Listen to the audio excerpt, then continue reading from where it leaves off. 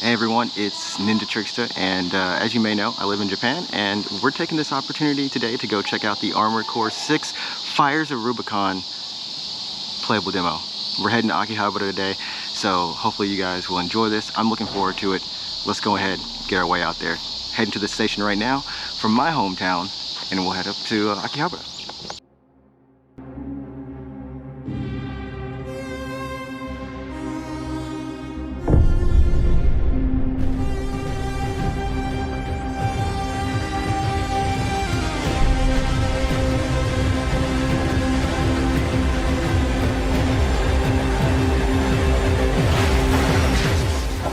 Hi everybody, yo, what's up? We are here at Akihabara station. We finally made it. The place is right there, and we are going finally to I want to say it is the Yodobashi Camera building, which is out here. It's a pretty big building, and it's been a while since I've been to Akihabara, but hopefully we can get in, we can get a ticket, because the line, I bet, to play this game is going to be super long. And of course, it's only 15-minute demo, so one person, 15 minutes. They're going to be handing out like little tickets, and we'll see how it goes. But yeah, here we go.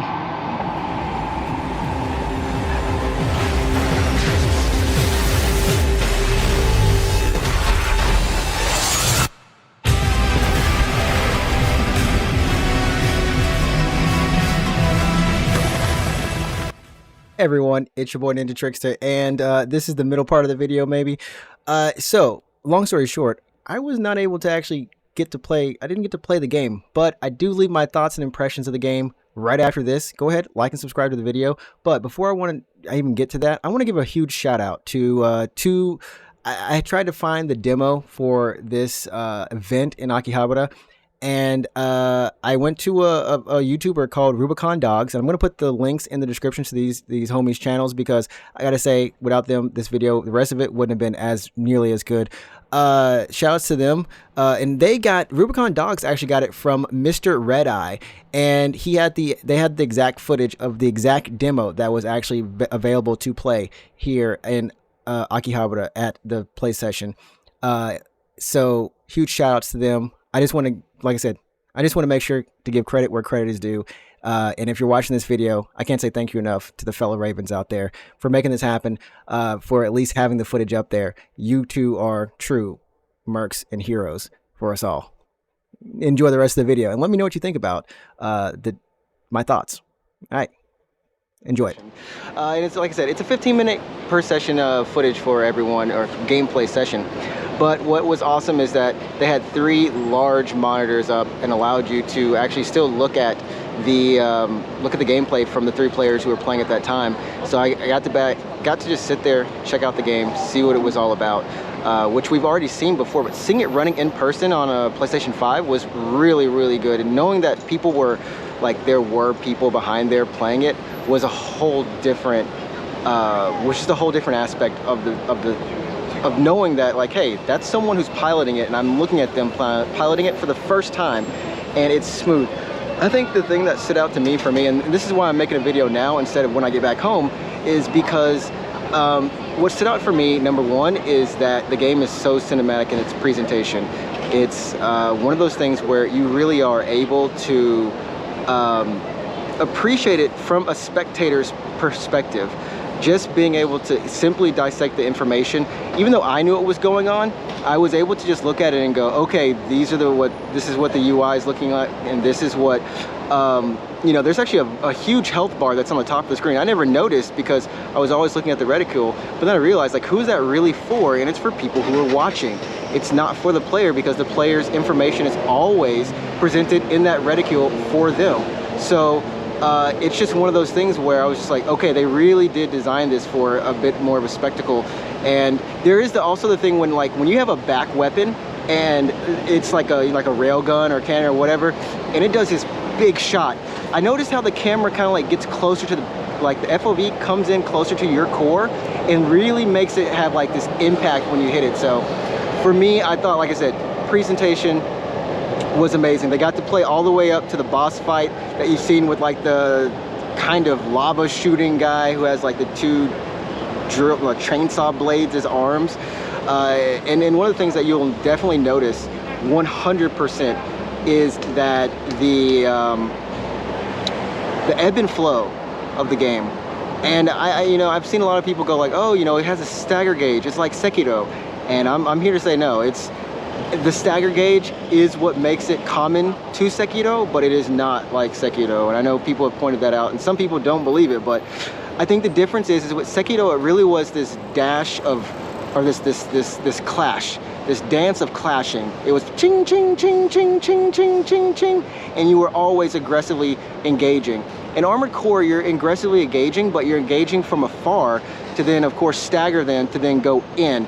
And while that's happening, they're also doing the same thing to you from a distance. And I think that this ebb and flow of going in from a distance, hitting, going in, even taking the risk to jet on in there with your active boost, jetting on in there and hitting them with the laser rifle or something that's a little bit heavy hitting, or making sure you line up those shots, those line rifle shots, just making sure you just hit them and nail them so that it does stagger them, it does do as much damage as possible, so you can go in. And I saw the players who were playing, I saw 3 different core designs. We had and I'm not a fan of quadra legs, but the dude rocking the quadra legs was balling out, man. It was awesome because they just had so much options of mobility with options with the amount of weapons they had, but mobility. And the thing I noticed is that even when you go into the red zone, and red zone back in AC2 and back in the day, that used to be like, red zone, get ready, you're about to run out, you might want to stop boosting now. Red zone just doesn't matter as much.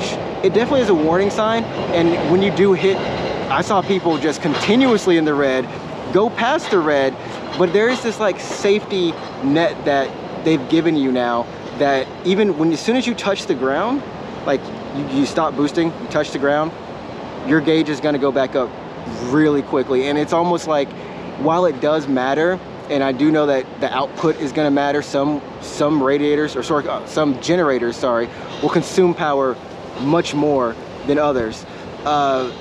It just made me feel like you have a lot more freedom, and even though there is a limit, they don't want to punish you in this game, and I think that that's really nice. And like I said, what stood out to me was presentation and the ebb and flow of the fight. Even for smaller enemies, they allowed you to attack just the way you wanted to. If you want to go in pulse rifling, beaming, if you want to go in just with a blade, missiles, I mean, it's always been up to you. But I definitely feel like with the mobility, I'm going to say this again, the mobility, that's the thing that's going to hook people when they get a chance to play this. Because like I said, I didn't, but just seeing it and knowing that the person there was actually, doing that mobility in that way, it's kind of sick. It just is something that when you see it and when you get your hands on it, I know it's going to feel perfect.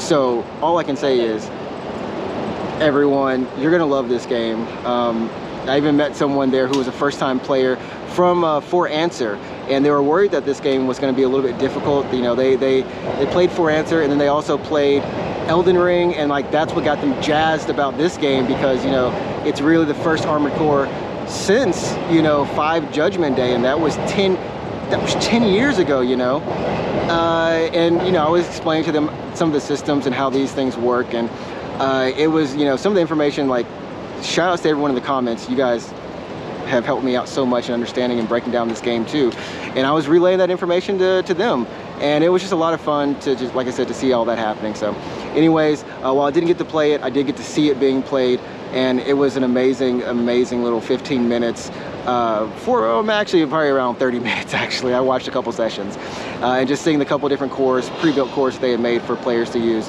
And yeah, first time players getting their hands on it, making it look smooth, which means that when you get your hands on it, it's going to be smooth and you're going to enjoy it. So thanks once again for checking this out. Go ahead, leave a like on the channel, like the video, subscribe to the channel. Remember, I do stream on Twitch every Wednesday, Friday, Saturday, Sunday, 9 p.m. Japan Standard Time. You can always find me here uploading some content. Hopefully you appreciate this as much as I appreciate you watching. So thanks everyone. Trix out.